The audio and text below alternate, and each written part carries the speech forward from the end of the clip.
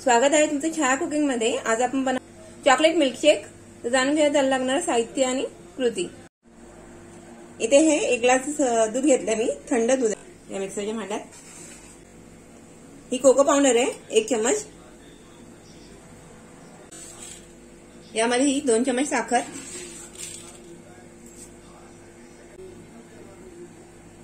आता हे मिक्सरला फिरून घेणार आहे। हा ग्लास घेतला, या ग्लास मध्ये हे चॉकलेट सिरप आहे, हे टाकून घेऊया।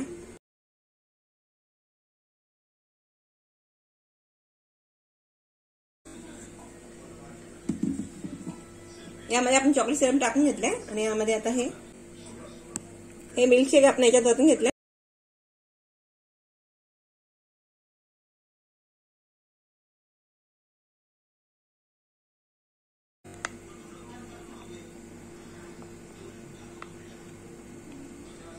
यामध्ये ही डेअरी मिल्क कॅडबरी, ही डेअरी मिल्क चॉकलेट।